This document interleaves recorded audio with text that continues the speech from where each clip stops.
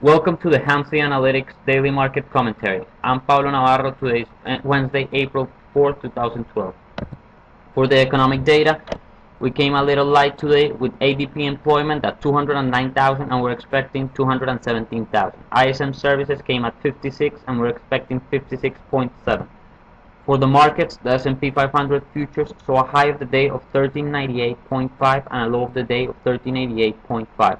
We closed at 1393.25. Today's volume was 1.8 million contracts, a little higher than the 20-day moving average of 1.7 million contracts.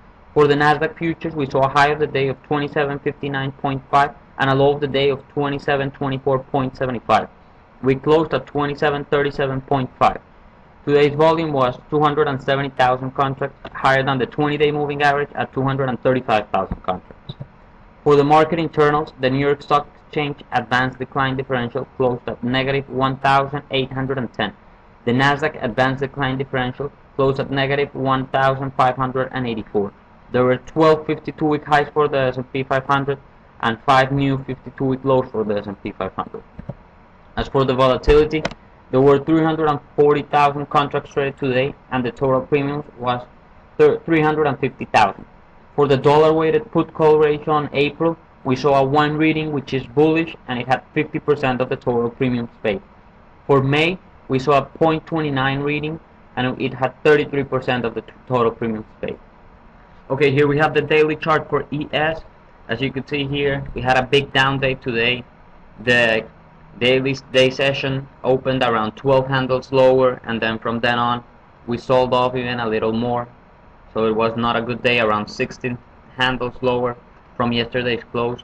One thing to take into consideration is that we broke the 0-sig line for the first time since 2012. As you can see here, none of the closes were below the 0-sig line. We did close below it today, so this is a warning here. You could see here the CI continues to be red and pointing downwards, so that's a warning also, as the CI diff continues to gain momentum to the downside. So we'll have some warnings here on the day chart. As for the intraday chart, this is the 30-minute chart. So you could see we opened around here. We tried to make some new highs, but there was no momentum to the upside. Then we just started selling off fast, hard, made new day session and overnight lows, broke them, made new lows throughout the day. Here we made the last low of the day, and from that we just rallied a little off the lows and ended like 16 handles down from yesterday's close. For the moving averages, you could see we broke the 20-day moving average. This is not as important as we think. Well, we broke it here last sell-off, so we need to see how it works from here on, but we see that we have some warning signs on the daily chart and the other indicators. Okay, here we have the daily chart for gold futures. You can see we had a huge down day today. We were down 3% or 50 points. We broke the lows we had made last month, so we're very now on the -2, -3 sigma levels. We saw gold yesterday selling off but picking up. Today we just broke everything to the downside. As you can see here on the moving averages, we broke the lows we were looking at. So from now on it's the 1600 level that we're taking an eye on. That's gonna be our target, and from then we're looking at the lows here on the 1540, but we need to first take the 1600 day level. We've looked at it on the weekly chart that has been support here on the trend line. We look, so this 1600 is gonna be a key level to break to the downside. We're gonna see what happens with gold. Looks like it has some momentum to the downside. As for silver,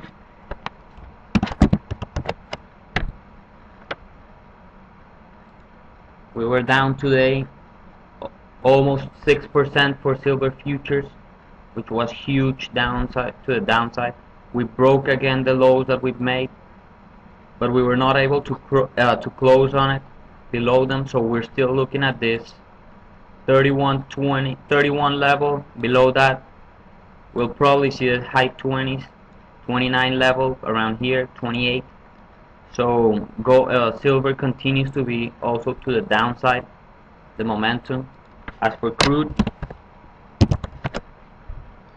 to the almost 2% down, breaking the 100-day moving average, which is not good. So you could see we tested the high again, the 50-day moving average and the resistance we had at the 104.33 level.